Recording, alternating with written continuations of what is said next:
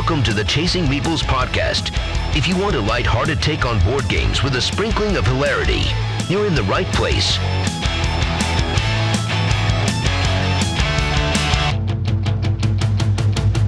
On today's episode, Chris and Angie review the latest game from Shem, Phillips, and S.J. McDonald, Wayfairs of the South Tigris. Then it's time for the couple's challenge, putting their knowledge of each other to the test. Will Chris come out on top, or will Angie surprise us all? Will they still be on speaking terms after this couple's challenge? Stay tuned to find out.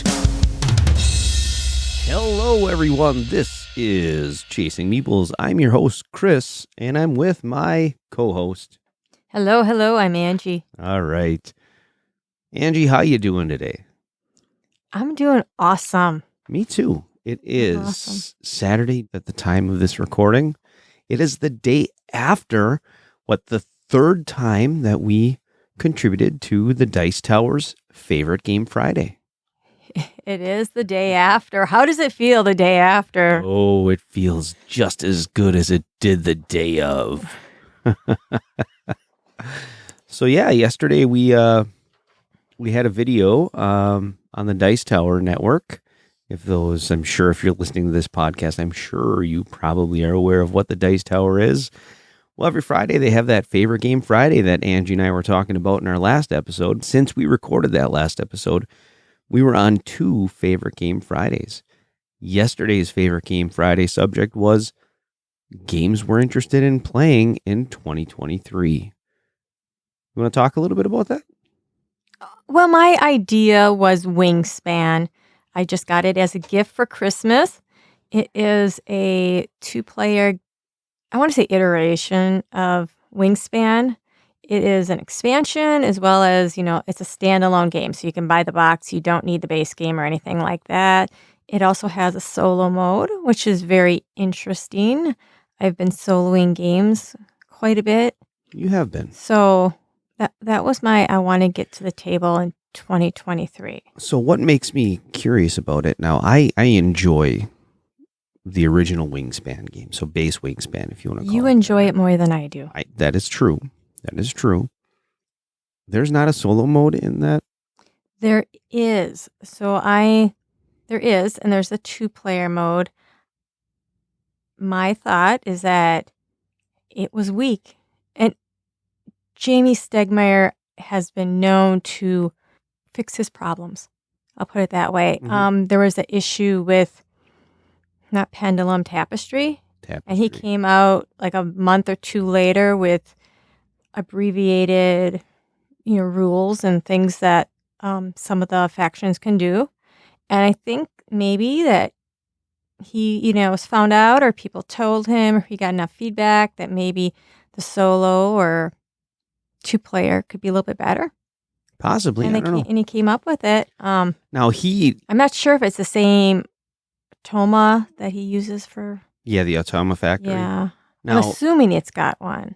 Now, Jamie Stegmaier is not the designer of Wingspan. No. That is Elizabeth Hargrave. Now, did she design this version? Well, her name's on the box. Okay. Well, there we go. So, now that's like a trademark thing. Could her name, she designs all the cards and everything like that. So, is she a co-designer of this one? She designed all the other expansions. So I'm sure, maybe there's been somebody else that's helped her out with that. I don't know. That's a good question. Probably something we should look up on BoardGameGeek someday, huh? Oh, we can. I never thought of it. Me either. It's just something that popped into my head. Good. You've got a lot going on in that head of yours. I do. So You're full of thoughts. It's okay because mine is empty half the time. So my pick when we were ultimately talking about recording that video, I had 3 picks. Mm-hmm. Okay. So the first pick was going to be Dice Throne Adventures. Mm-hmm. Why? It's Dice Throne. Mm-hmm. The other one was going to be Frosthaven. Mm-hmm. Okay. And then I just so happened to get something in the mail the day we were recording it. Mm-hmm. And it looks in the video, it looks like you had no idea what was in the box, which is awesome, right? Mm-hmm. So kudos to the acting. Good acting. As I was opening it, I was watching you and I was like, yeah, she looks good. You always look good, but in the video, you looked like you didn't know what was in the box.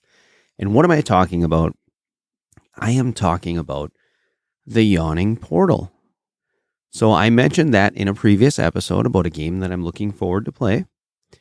And, well, lo and behold, it showed up the day we were recording that. So didn't plan that. That was totally organic. It actually happened. And I was like, no way, this is going in the video. Oh, wait. Please give credit where credit is due. Okay. It was my idea. Well, yeah, okay, fine. Thank you. I appreciate that. Oh, so call me out in front of I am calling you out. You've got all these grand ideas in your head about what are we doing? You got businesses, all this stuff. I have nothing except that little idea of opening the box. That's throw me some crumbs. Okay. Throw me some crumbs.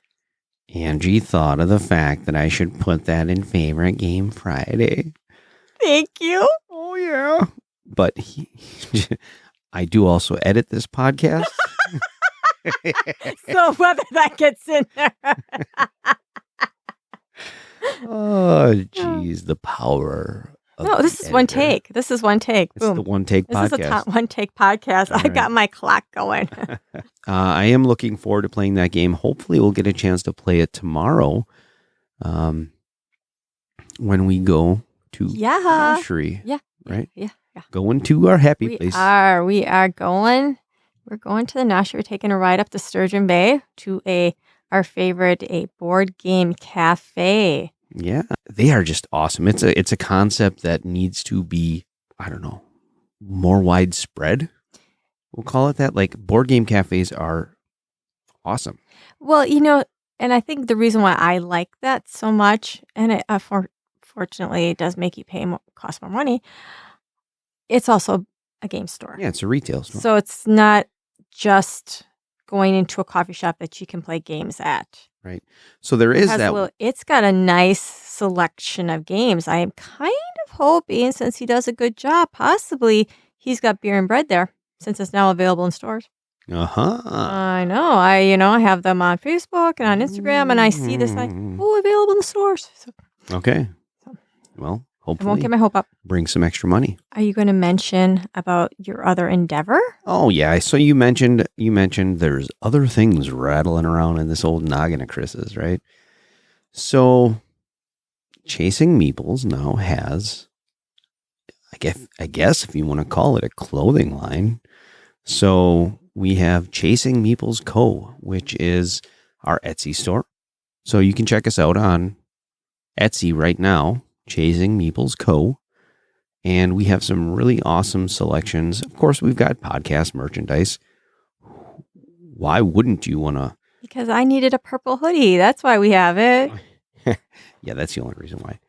But, I mean, as a listener to this podcast, it would be awesome if you could share your love and show the world your favorite podcast, right? So you've designed a couple other shirts that are really cool though too. So it's not just, all a Chasing Meeples merch store. So it's correct. He's got other t-shirts there. So yeah, I mean, there is, as time goes on, as the modern board gaming hobby is going through its, you want to call it its golden age, or right now, where it's a really darn good time to be a gamer, you're going to start to see, I mean, there is more board gaming merchandise out there, board game themed t-shirts and things like that.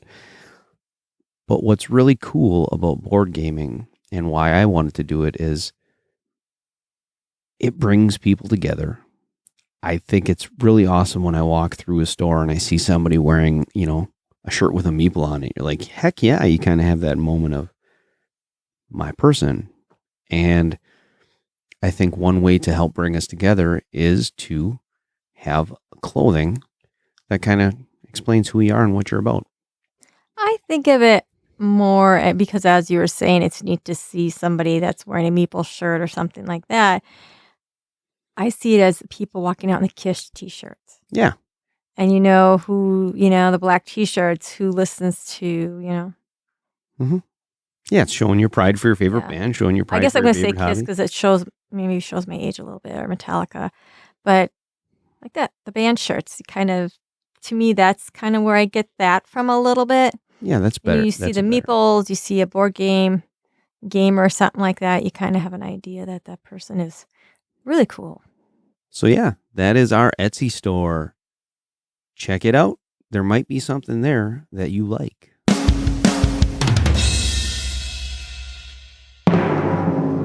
And now it's time for our feature review. So Wayfarers of the South Tigris. That is the newest game designed by Shem Phillips. And there was another... S.J. McDonald. S.J. McDonald. S.J. Yes. McDonald. And, if you've listened to our podcast before, you'll know that we are big fans of Shem Phillips and his work. All the way from Raiders of the North Sea, the whole West Kingdom trilogy, and now this, the South Tigris trilogy. So what do you think, Angie? What do you think of the game? Let's talk about the game mechanics. Let's focus on mechanics. What do you think? Do you want me to start? Of course, I wouldn't have asked you if I didn't. Oh, okay. Okay, well, Shem Phillips always has a very unique take on worker placement. This has got another twist. Not only do you have 2 workers that you're going to place out, you also have dice placement. So you have two different avenues to go. You do not get your workers back. Once you place them, they're up for grabs. So that's interesting. And I remember the first time that you found out that you weren't going to recall the workers, the look on your face was a little bit like, what? Yeah. So yeah, the first time we played that was interesting. Yeah. And then the dice, it's very interesting how you use the dice in the caravan. I think it really comes through real well. There is a little bit of randomness in the rolls. And I think the real nice thing about rolling the dice, the way you're building your caravan, not only is it something, it's very individual. It's going to be individual every time you play it. And I think that's one of the really neat things about this dice placement thing, is that it's going to be different. It's not the same worker placement where you go, okay, I've got this spot to go to. I've got this spot. How you roll your dice is determining where you can go. Yeah, it's really interesting. I mean, going back on the meeples, they're community meeples. That's a good way to think of it. A good way to think of it. The other game that Shem has that does that is Raiders of the North Sea. Pick a meeple up, replace a meeple, pick one up. They're community. You share meeples. But you always know you're getting a meeple. Always, right? So that's the catch on this one. You know you're getting a meeple this time. Yep. That's the catch on this one. It's neat that you have a couple options on your turn for what you're going to do. You can use your dice action based on the moves that are available to you that you've built in your caravan with the tiles. That's very interesting. And then you can do the meeple or the worker placement. And so there is plenty of depth when it comes to mechanics and options as a player.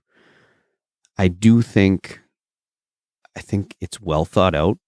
There's also those markets, the 5 different markets. You've got your townsfolk cards, your space cards, your land cards, and your sea cards, and then the inspiration cards onto the side. Each one of those areas has their own unique abilities, if you want to call it that. Yeah. Right? So it's neat how you can stack scoring methods, if you want to call it, for end game. You could purchase on your tableau in front of you, you've got a board. Now the board itself is double-sided. I think one is probably for solo game and one is for... one is the solo game. Now I didn't play the solo game, so I'll let Angie talk about that later. But you have your base board, and based on the tiles that you draft, that's how your player board is changed. Mm-hmm. And then as you draft a card, to your left is the land and to your right is the sea. And then above those cards, you place other cards, which gives you your night sky. that is very thematic in my opinion. I mean, it just works. It matches up splendidly. That's exactly. You're building out that sea, you're looking at the sky. You have the land. It just fits together. Mm-hmm. It does. For Euro games, it's definitely It's oozing with theme. it is oozing. It's what it is. It's just hard. It's not a Euro game with a pasted on theme. It's a theme with a Euro game. Yeah, you're right. Yes.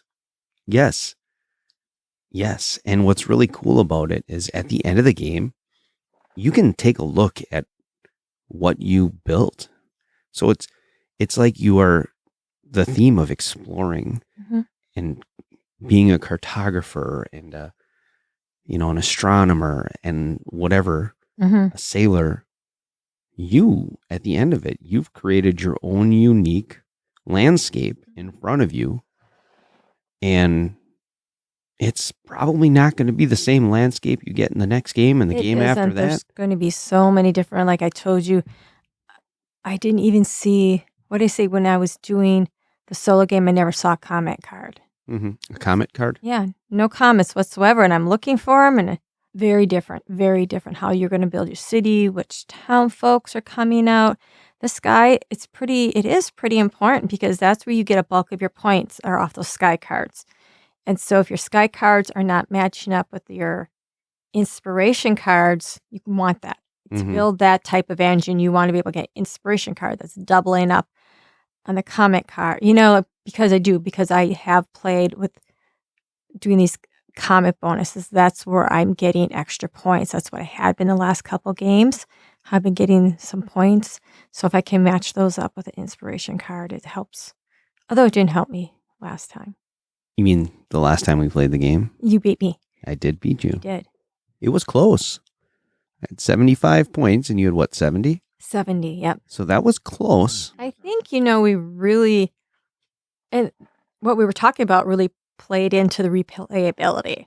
That's kind of what we were getting at. So that, we've already kind of gone over and said it is really an endless replayability. I think as far as that's concerned, that big modular, the big board, which is the journaling track, that's modular. So there's two sides.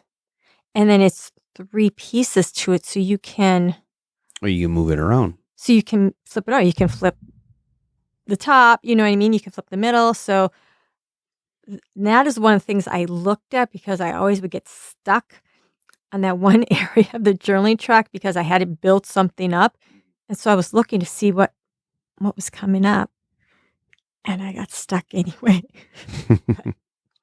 So that's really, I think a lot of your replayability comes from there. I think the replayability in that game is fantastic. I think with with the different markets that you can choose from, like you said, I didn't even know the board was modular. So I just learned something more, right? Yeah. So that adds something. You're going to get a new experience every time you play. And I bet you, now we've only played it at 2-player count.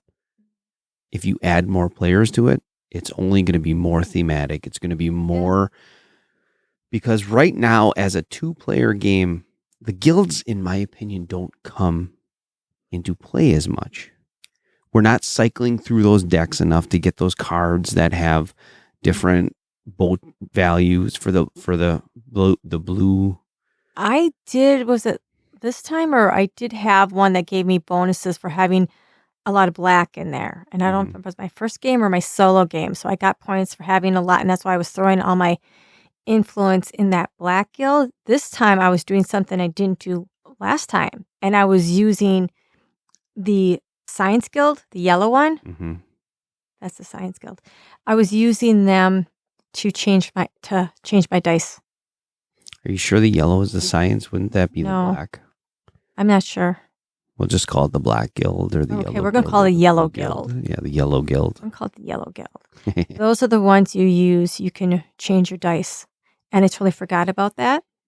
The black one, you can use to go up an extra space On the journal track. On the journal track, yeah. So I was using my guilds for that and not worrying so much about the end game, because your end game points are 3. 3 points for having The most influence in in those there. guilds, yep. So you're kind of having to balance where you want your points. So we've already kind of covered the fact that the theme and the gameplay, I mean, it's just executed perfectly. So what about the art? The art, like his other games, are from the Miko.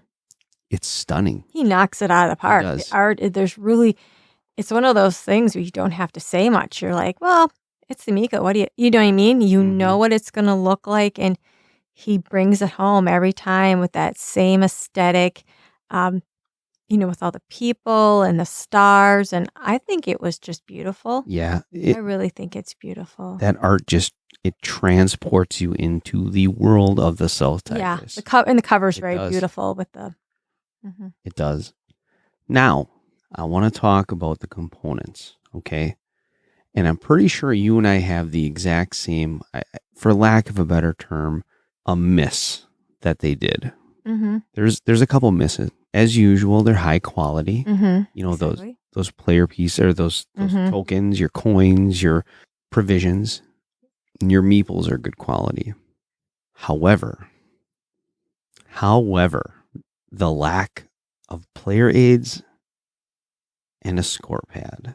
Now that would have been a nice addition. It would be nice that the player aid had a reference. I like the rules to be, and I'm going to use this word, intuitive, and I've used that before. It's not uncommon that you have to grab a rule book and look back, but you shouldn't have to do it that often. And you shouldn't have to keep it on your lap. And when you're scoring, you shouldn't have to keep. So a nice player aid, maybe even with like a reference addendum with how to score a little bit more clearly, would be good. Because there's so many ways to get points. So there are so many. You will know his iconography after a while, but there's some scoring at the top of the sky cards, which can be a little confusing. And my issue is that when you first look at it, when you're gauging which card do I want, where are you going to get my points from, you want to kind of be able to look at that and know instinctively without going, okay, and grabbing that rule book and flipping through pages and stuff. So even if by first sight you don't know what that rule means or the scoring is, you can look on it, your rule sheet maybe, or an addendum, or in your player aid. And I had that when the first time I did those sky cards, I was adding up points in my head and I was completely wrong. The iconography in the game is not horrible. No. It's not horrible. It's kind of, you use the word intuitive. It can be intuitive, but only after you've played other Shem games. Yes. Right? Other of Shem's games. I will agree that some of the scoring stuff is difficult to understand, but the other thing that really tripped you and I up, and after you play a couple rounds and after you have that aha moment, yes, then it seems like, well, facepalm. Exactly. You should have figured that out to begin with. Yeah. Is the decks, the sea cards and the land cards.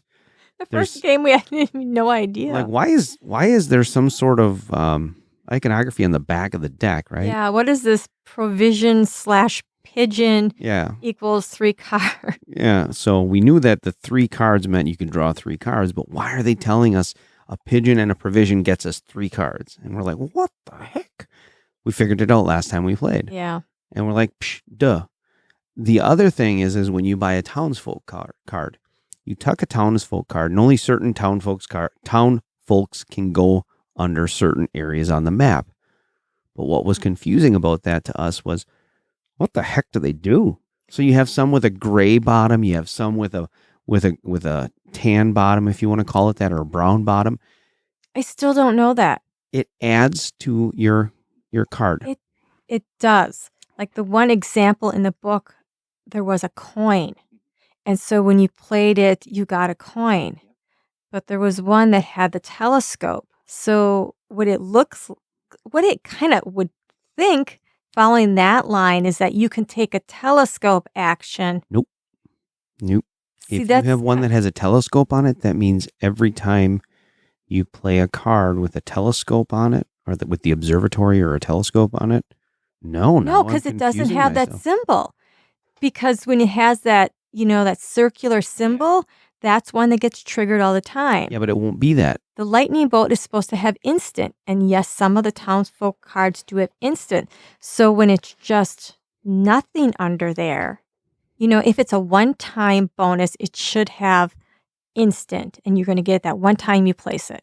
It should have that symbol on it, that circular symbol, if it's recurring. But it's getting tucked under a card that has the recurring symbol. So unless you tucked your townsfolk person under the wrong type of card, it should all match up. So like, for example, I had a townsfolk yesterday. The card had a picture of the beach and a coin. And the border on the card on the bottom, the background was gray. I tucked it under a card that had a gray recurring action. Mm-hmm. So every time I played one of those cards that triggered the card that the townsfolk person was tucked under, I got the benefit from the land card and the benefit from the town card. The reason why it probably didn't make sense is I never grabbed those cards because I wasn't sure what it. I never tried grabbing those cards because I never really sure what that meant. So I never even, gauged it. There was only one card that I wanted. It was like an enforcer card. I wanted this card, but I needed the beach or a sea card for it, and I didn't have it. So I had to buy the sea card so I could get the townsfolk's card to tuck underneath. And I don't even remember why I wanted that card. I don't think it ended up being valuable at all. Another component miss. So this is like awesome. It's a bittersweet miss in my mind. Maybe that's not the way to put it, but that's the way I'm going to put it. It's got an awesome component tray. So setup and takedown. I won't say it's awesome. Is easy. However, what's missing from that component tray? A cover. Oh, yes. Oh, yes. So if I want to store it horizontally on my shelf, I'm good. Perfect. But you know what? I store my games vertically. So I put everything in there nicely. Correction. Angie puts everything there nicely because I don't put games away. Just kidding. I do like once or twice. I think last night you went to bed while I was putting the game away. I was tired. Mapping the stars. Winner goes to bed. Well, if I knew that, I would have been snoozing a long time ago. Okay, so, you were saying. No, I'm just saying. So if I want to store it vertically on my shelf, I might as well just take all the components and drop them in the box and be done with it. It's got the curse of the Lords of Waterdeep. Yeah, it does. It does. Yeah, because that's got a really great insert, but you can't store it vertically. The one thing with the Garfield games or the Shem Phillips games, the West Kingdom series, the box always seemed too small. So you would be packing everything in it, and you got the cover closed, but barely. And this box is bigger, but a useless insert. If you're not having a game trays insert, save the production money and give people bags, and you can, because I'll end up taking that out. Speaking of production, maybe we got a bad copy. Maybe there is a cover in there, and like in production, they forgot to put a cover in there. Send a memo. Hey, Garfield Games Renegade, you might have forgot something. So if anybody is listening to this and they actually got a cover on theirs, let us know so we can contact the game manufacturer. Yeah. Well, sometimes games are packed in there so tight that it doesn't really matter. This isn't. That is true. Okay. So are there any key points or things that I missed that you want to talk about? Well, I did play the solo game. It's good. It's not great. They once again had the problem with the iconography. There were some, and I absolutely did look through that rule book several times, and there were some things that I did not clearly know what they were. So I took my best guess what they were. I'm pretty sure they were correct. The board is pretty interesting. The AI has its own caravan, which it fills up with your upgrade tiles, and they have a resource track, which kind of works off of the priority of, what cards are going to be taken and stuff like that. So it was good. It wasn't perfect.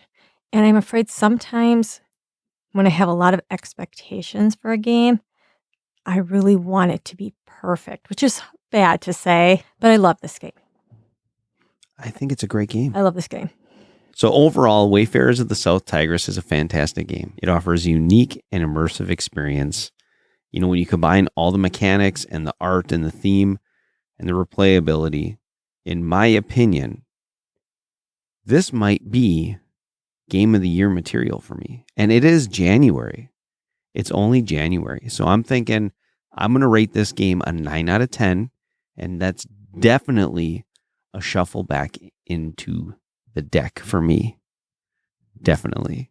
I'm surprised 9. That's pretty good for you. 9 is good for me. 9's pretty good for you. 9 is good. Okay. 9 is good. It is good for you. I am. You don't throw out 9s I easy. don't throw out you 9s. do not give 9s easy. Nope.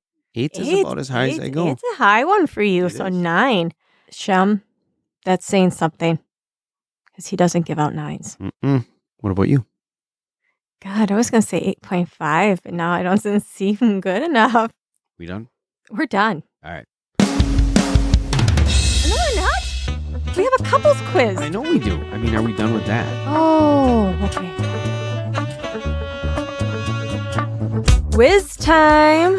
And today, it's a special quiz. They're all special. Oh, they are. But this is the famous couples quiz challenge that's been going around. So I have compiled, 10 questions here? 1, 2, 3, 4, 5, 6, 7, 8, 9, 10. No, I think 11. It's 10. You have 11. I have 11. Okay, I hope I have 11 answers. So I'm just like in the... It's not the dating game. Newlywed game. The newlywed game. The newlywed game. I'm going to give, or Chris is going to tell me how he thinks my answer would be. So I'm going to say, favorite game designer. Chris, what do you think my favorite game designer is? And we have our answers written on cards, and Angie's going to show me her answer, and then I'm going to show her my answer. Just like she said, the newlywed game. So we literally use your imagination and picture us holding cards up. All right. So the first question, Angie, was... What is my favorite game designer? Angie, your favorite game designer is Bruno Cathalia. Is that correct? That is correct. Woo! That is correct. I think I'm a little bit more transparent than you are. You think so? I am. So I think this one's going to be yours. And I actually did bring a scorecard, but I seem to have lost my red pen. I seem to have taken it from you. Ooh, why did you do that? Okay, 1 for Chris. All right. Sorry. It's all right. Okay. Chris, I think your favorite designer is Stan Kordonsky. Negative.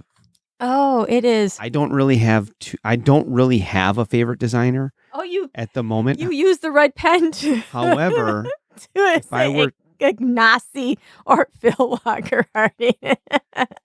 So I mean I like Stan Kordonsky's stuff, but Ignacy, the game that really, I mean, he's got God, I can't even think of the name of the game now. 51st States is one of your faves. 51st State, honey. Oh my gosh. One of my favorite games of all time. Robinson Crusoe, as punishing as it is, ranks right up there too. Yeah, Credit Porter is a good game. I mean, I haven't played an Ignacy game that I haven't liked, right? Yeah. And Phil Walker Harding. Yeah, he hits it same out of the thing, park too. right? I like him. He does something that I think Bruno does well, and it's rule books. Yes, I'll give that to Bruno. Rule books. Yeah, if you can describe an abstract game in 3-page rule book, you're good. You're good, yeah. All right, question number 2, Angie. What is my favorite 2-player game? I never even thought of that. Huh. Targi. Splendor Duel. Oh, and you know who designed Splendor Duel? Bruno Cathalia. Yes, he did. Splendor Duel actually did take Targi's spot. Oh, did it? It did. It did. This is my current hotness when it comes to two-player games. Splendor Duel. Okay. So I'm 0 for 2. Now my guess for your favorite two-player game Yes. is going to be Botnik. Splendor Duel. Ooh. All right. So so far, if people are keeping track, Yeah. I have 1 point. Angie has 0. Yep. Question number 3. Our favorite Dice Throne character to play. Angie, what is my favorite Dice Throne character to play? Seraph. It is Seraph. You are correct. That was almost like your gimme. I know. Well, I think they're pretty much all gimme. Okay, so what is my favorite? Cursed Pirate. You got it. You got it. Cursed Pirate. She rocks. All right. The next question is, what is my favorite party game? Strike. You are correct. Strike. We don't play many party games, so it was narrowed it down to a lot, or narrowed it down to a little. Yeah. Just a few. Angie, I think your favorite party game is Just One. It is. All right. This is going to be a good one. So what is the board gaming pet peeve that you have about me?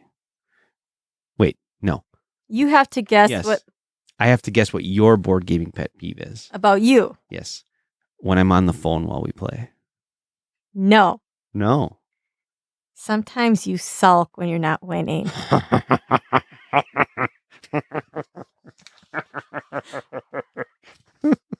Baloney. I don't sulk. Yeah, I do. That's true. I think your pet peeve. Hold on a second. Oh, Just hold on a second. I sulk. you do. You may try to. You mean like last night when I was like, "Oh, you took that meeple?" No. You just get very quiet and get yeah. kind of like. Do I mope? Yeah, you get mopey. Yeah. You get mopey? Yeah, you get part. You're like, what? I won? It's like you were like prepared to start sulking because you're like, what game did we play that you thought for sure that you won and then you lost? Oh, God. How many of them? No, it was just like last week. There was something you were sure. Maybe it was the first time we played Wayfarers. I don't know. You thought for sure that you won and then you had lost, so you got kind of mopey. It's like every Euro game we play. I totally think I won, and then here comes Angie at the end. All right. Anyway, so what is my pet peeve about you? AP. No. You never tell me when your turn is over. That was like you last night. No. You last night were not telling me when you were How done. many times do I have to say, is it my turn? I did that last night. Well, for the first time ever, because I was on the phone writing a review for the game all by myself, with nobody else writing it for me. You weren't doing it going, Google? No. All right. Angie said I had to have this done by tonight, and I haven't started. All right. Angie, what is my favorite player color? Green. Correct. I shouldn't have given you that crayon. I can't see it. What's my favorite color? Purple. Yay. See, those were the give me's. Okay, so this one I just randomly picked an answer. Okay. So, Angie, what is my favorite snack to eat while we play board games? Water with Mio in it. Doritos. I was going to say poor man nachos. Poor man's nachos. Yes, that is it right there. I didn't want to write that down. Oh. But yes, Sorry. poor man's nachos. Literally taking Doritos, And throwing shredded cheese putting on. shredded cheese on it and put it in the microwave. And it gets really sticky in the bowl and you can't scrub it out. Yes. So what is mine? Dr. Pepper. 0. Still Dr. Pepper. 0. Still Dr. Pepper. I'm taking that one. You give me Oh, that. I forgot to do player colors. So we got that one, and then you get that one. Okay. All Just righty. leave the... There. Okay. Hang on to the pen. All right. All right, Angie. Chris. What is my favorite board game accessory? Oh, I got mine messed up. That's okay. You're asking me. Your favorite board game accessory? Metal coins. Yes. Correct. Angie, your favorite board game accessory is a score pad. No, a player's aid. That's not an accessory. Okay. Okay. It's a dice tower. Bit bowls. Bit bowls. I should have known that. Bit bowls. Can't get through life without bit bowls. Okay. All right. Angie, what is my least favorite theme? Oh my gosh.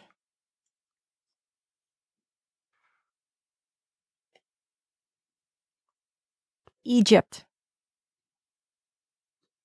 Quilting. Thank you, Mr. Rosenberg.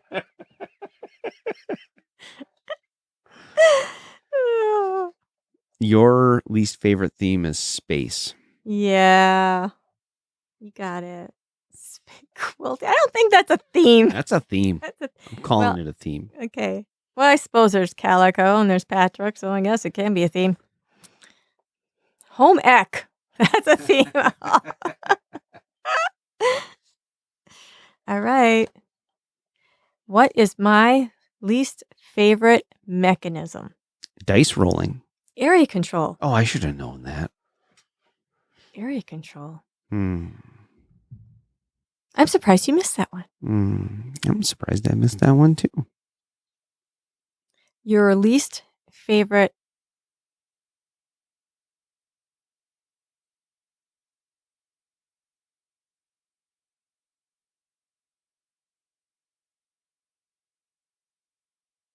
Angie, what is my least favorite theme? I know, I'm actually thinking. Let me wait. This is the thinking pose. I'm going to say area control. Nope, it's card drafting. Really? Mm-hmm. Huh.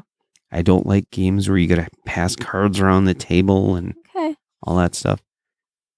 When it's just two players, not that cool. Might be better if you had more than one player. Yeah. So they're more than two players. All right, Angie. Right. I'm going to ask you a question now. This is the last question of the couples challenge. What? So neither one of us got that one. Correct. Okay. What is my least favorite game? Discover Lands Unknown. Oh, God. I should have put that down. This is what I get for writing this answer out when I'm sleeping, half asleep. Patchwork. Oh. That's just true. Those two games, yikes-a-roni. Yeah. Discover Lands Unknown kills you if your socks are wet, and Patchwork, hey, let's play this really nice game about quilting. It's so beautiful. You get to collect buttons. You get to do this and that. Let's add up our score. -56. What? It just crushes your soul. And it doesn't even, you can't even warm up with the quilt that you made. You're just... It's got holes in it. That's why you have negative points. Just cold and beaten down. All right. So, Angie, I think you're... I know this answer. Angie, I think your least favorite game is one that you would consider a waste of time. 3,000 Scoundrels.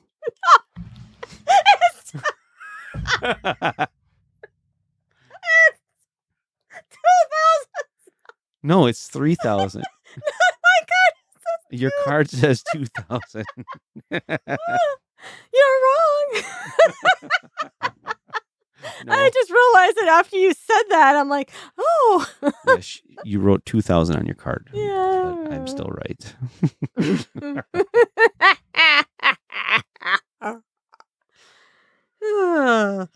All right.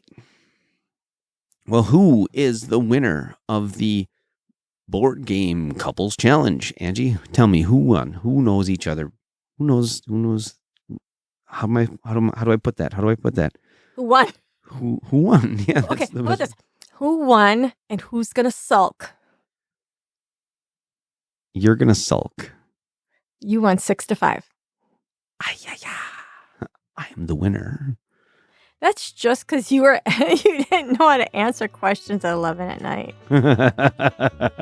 Yes, that's what it is. It's not the fact. Yeah, you didn't answer correctly about yourself correctly. Okay, well. Answer yourself correctly about yourself. You don't know yourself as well as you think you do. Oh. Ooh, there you go. That's deep. So anyway, I win 6-5. I'll take it. All right, well, that about wraps up this episode. Angie, it was, as always, it was a good time. Yeah, I like that couples challenge. That was pretty good. That was good. Yeah, if you lost, it wouldn't be good. No. You'd be like, oh, this is stupid. No. Yeah, you're right. I would have. See, I know you. That question just wasn't on it. That was just, you shouldn't even ask that question. That's dumb. Anyway, no. Yeah, so we'll be back in 2 weeks. Not quite sure what our episode is going to be about, but that's the mystery. The mystery of Chasing Meeples. Bye, everybody.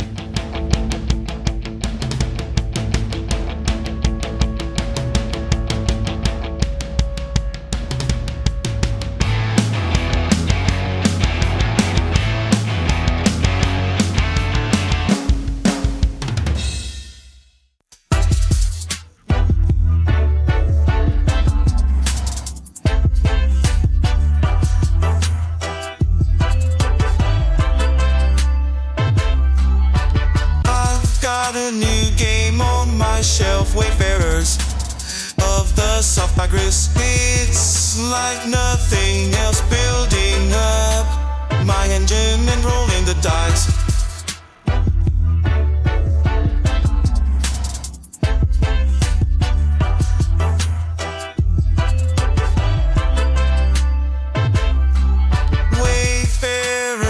Wayfarers moving out my whole world, yeah. Wayfarers mapping my whole world.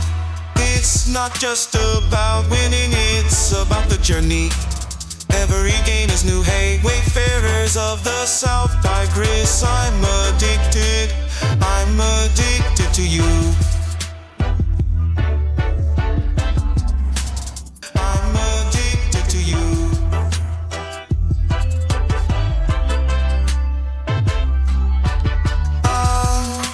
Markets to choose from, fighting all, each one unique. I can have a ball. I'm gathering resources and making my way. Thanks for listening to episode 6 of the Chasing Meeples podcast, recorded on January 14, 2023. We know you've got better things to do than listen to us talk, but we appreciate you choosing us over that thing you wanted to do. And to those of you who listened while washing the dishes, great job multitasking. You just got some endgame bonus points. Now, dry your hands and don't forget to subscribe to our podcast on your favorite platform. Follow us on social media on Facebook, Instagram, and YouTube. And check out our Etsy shop, Chasing Meeples Co. for our latest merchandise. And if you really want to support us, visit our Buy Me a Coffee page and buy us a virtual cup of coffee so we can keep bringing you great content. And most importantly, visit our website, chasingmeeples.buzzsprout.com, for more episodes. Keep chasing those meeples. Thank you for your support. You